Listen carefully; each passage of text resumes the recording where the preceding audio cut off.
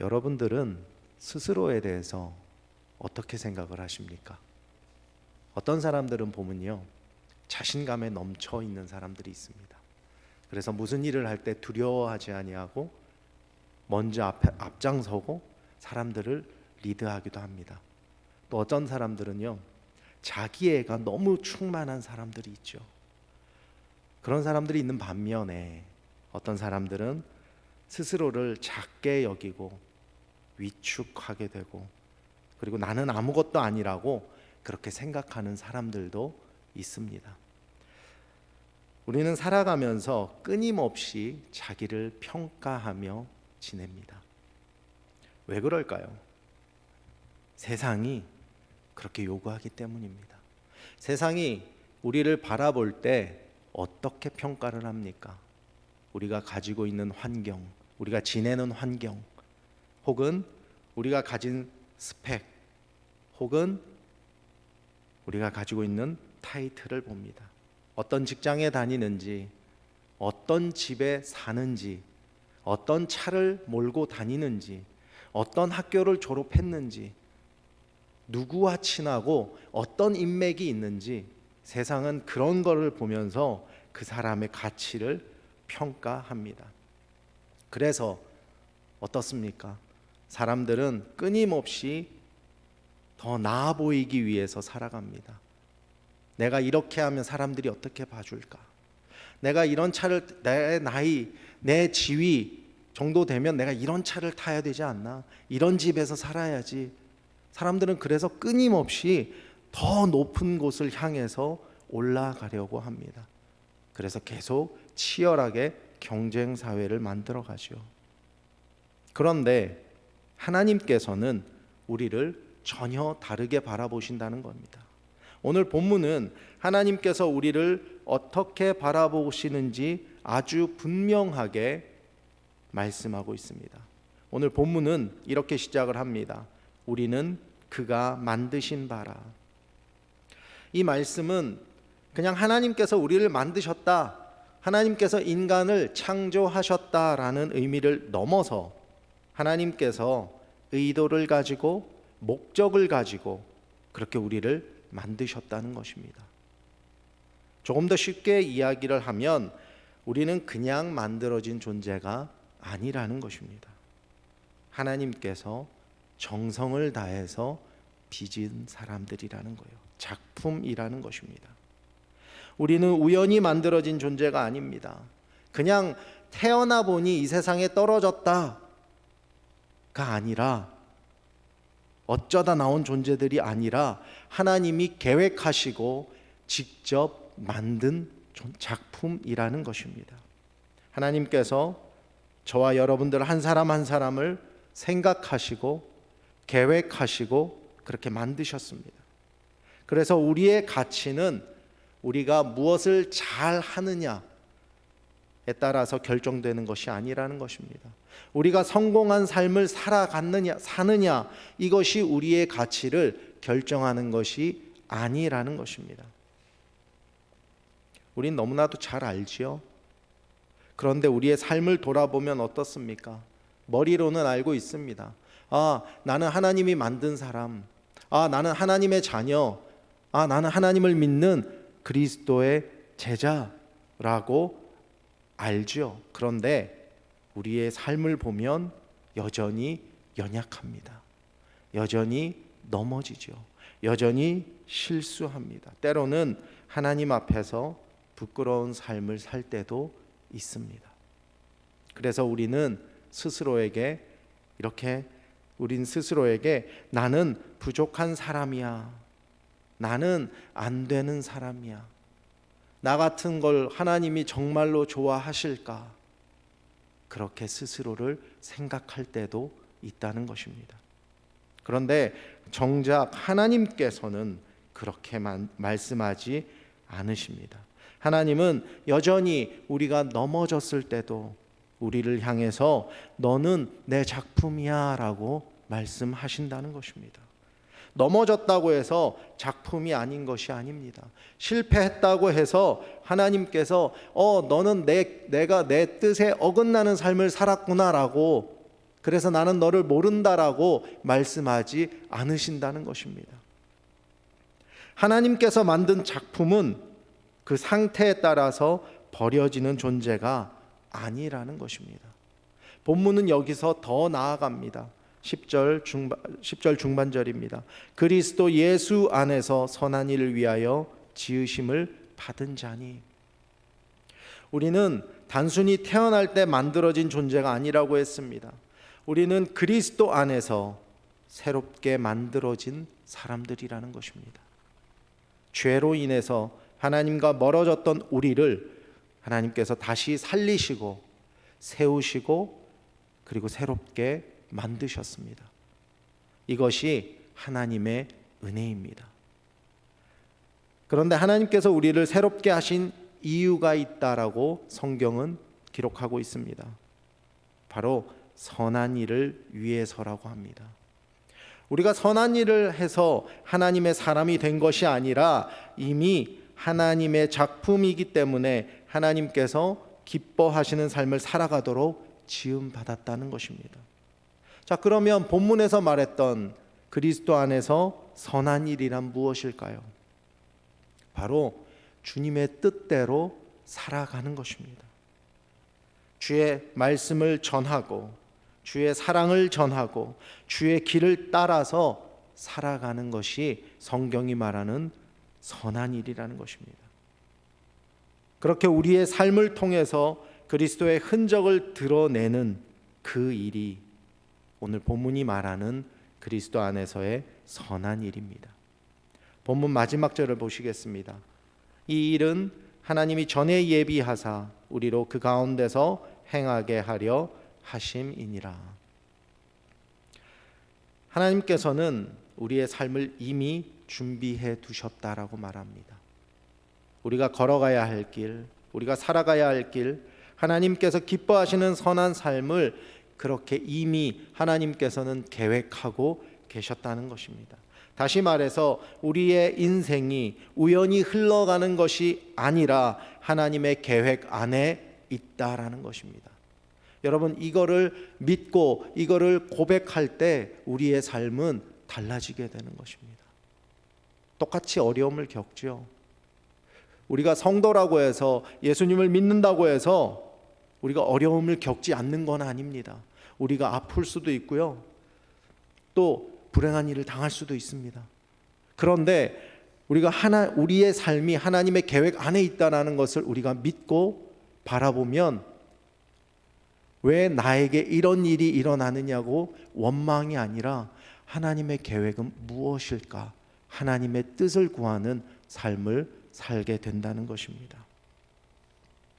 여러분들께서는 여러분들의 삶이 하나님의 계획 안에 있고 그 계획에 따라서 삶을 살아간다고 믿으십니까? 저는 분명히 믿고 있습니다. 그리고 저의 삶이 반드시 하나님의 뜻대로 이루어지기를 소망합니다. 사람들은 대부분 자신의 삶을 스스로 헤쳐나가려고 합니다. 그래서 때로는 힘들고 그래서 때로는 고단하기도 합니다. 또 앞으로 헤쳐나가야 될 그 삶을 생각할 때 또 막연히 두려움을 느끼기도 합니다. 그런데 앞에서 언급했듯이 우리는 하나님의 계획 안에 있다고 성경은 말합니다. 우리가 그 하나님의 인도하심에 따라 살아갈 때 우리는 세상이 주지 않는, 세상에서 경험하지 못하는 경험을 하게 됩니다. 앞에서 말씀드린 대로 우리가 말씀대로 살아간다고 해서 성도의 삶이 꽃길만을 걷는 것은 아니라고 했습니다. 그런데 시간이 지나고 뒤돌아봤을 때, 우리의 삶을 돌아봤을 때 우리의 삶이 하나님과 함께였음을 우리는 경험하게 된다는 것입니다. 이거를 설명하기가 참 애매하더라고요. 어떻게 해야 될지 잘 모르겠더라고요. 그런데 우리가 세상을 살아갈 때 얼마나 많은 일들을 겪어요. 그렇죠?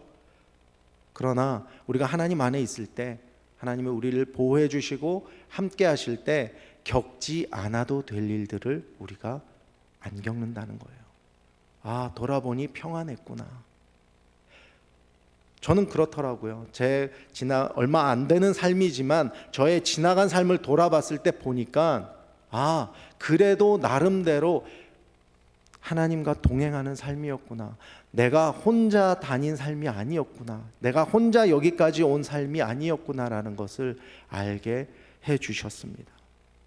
사랑하는 성도 여러분, 지금 많이 어렵다고 합니다. 특별히 전쟁으로 인해서 전 세계가 경제적으로 굉장히 힘든 상황 가운데 있다고 합니다.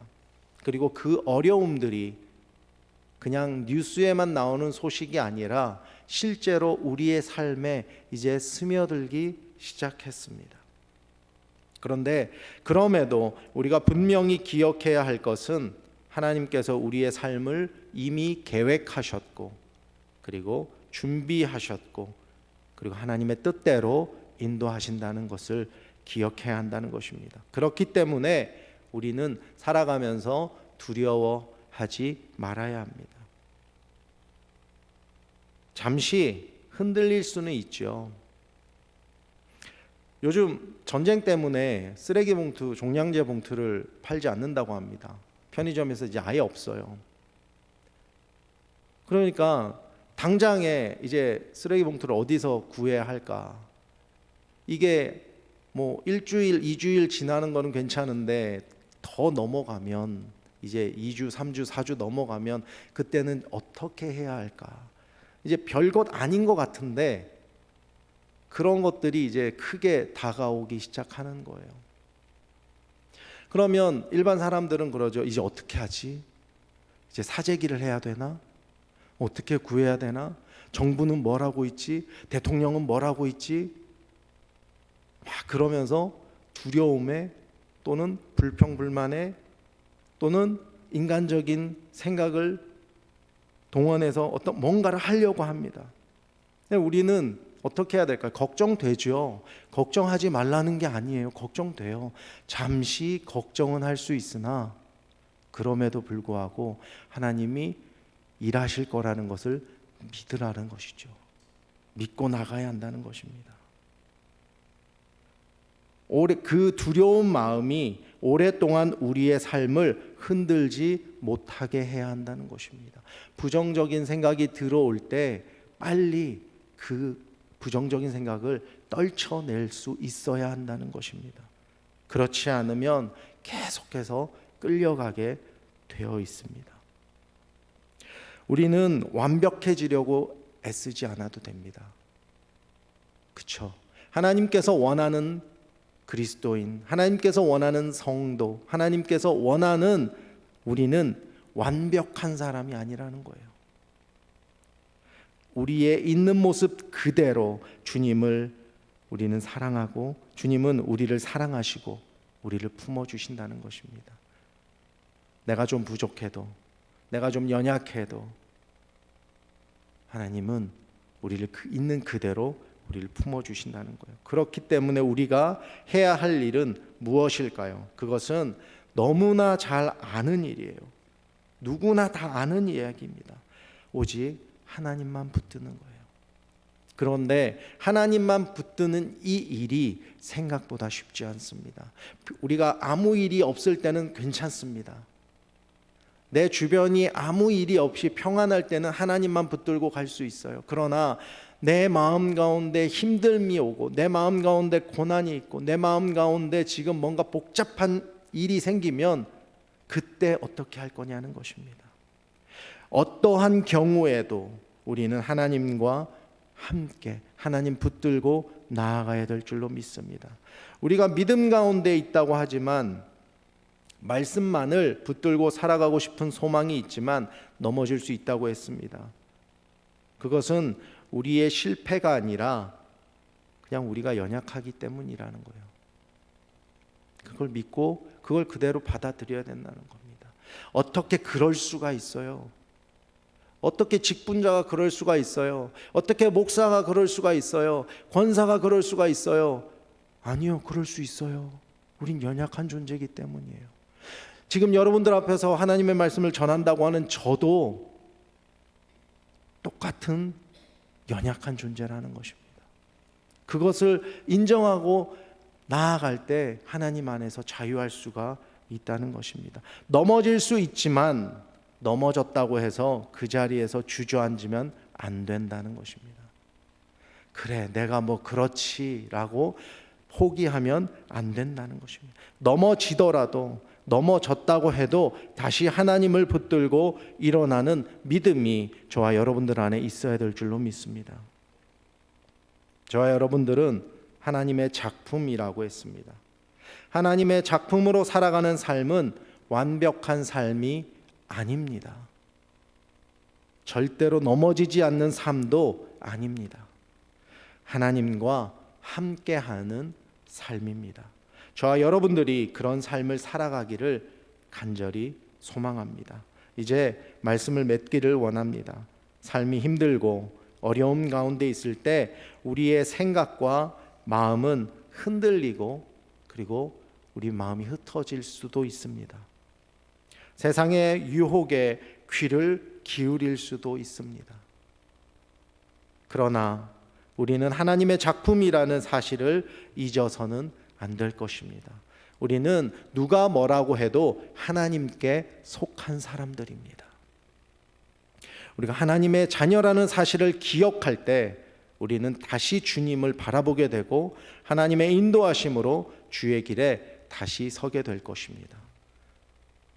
제가 20대 때 잠시 방황을 한 적이 있습니다. 그런데 지금 생각해도 좀 이해가 되지 않는 건 뭐냐면 세상 가운데 있었음에도 불구하고 제 마음 가운데 나는 하나님의 자녀라는 믿음이 있었습니다. 그래서 내가 지금은 여기 있지만 언젠가는 하나님께서 나를 다시 불러주실 거야 라는 어디서 오는 확신인지는 모르겠으나 그런 믿음이 있었습니다.